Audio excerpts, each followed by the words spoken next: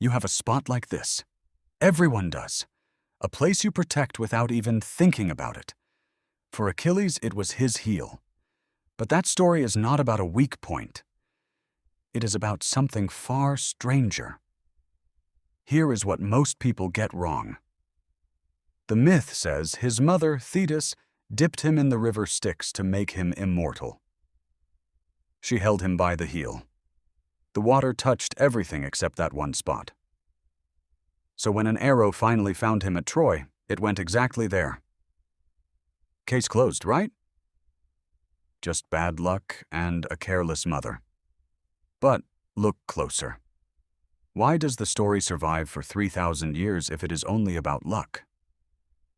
The Greeks who told this story were not thinking about accidents. They were thinking about identity. Achilles was the greatest warrior alive. He believed it. His entire self was built on the idea that nothing could touch him. And that belief is exactly what made him reckless at Troy. He charged into battle after battle, daring the world to prove him wrong.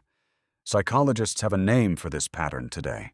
Researcher Ellen Langer called it the illusion of control, the tendency to believe you have more power over outcomes than you actually do. Achilles had it in its purest form. He was not careless because he forgot his heel.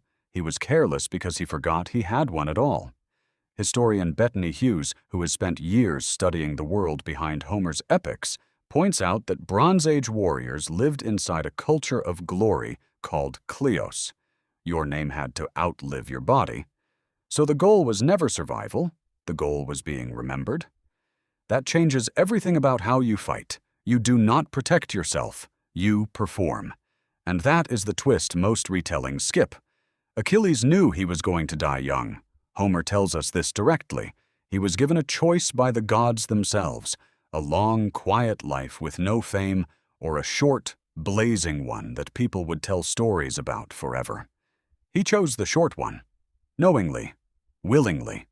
So the heel was never really his weakness. His real vulnerability was invisible, and it was his need to be undefeated.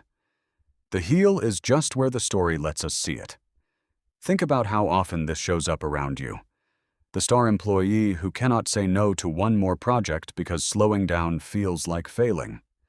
The athlete who plays through pain because stopping feels worse than breaking. Researcher Brené Brown has spent decades studying this exact trade, the armor people build to look invincible, and the cost of never taking it off. Here is the part that should unsettle you a little.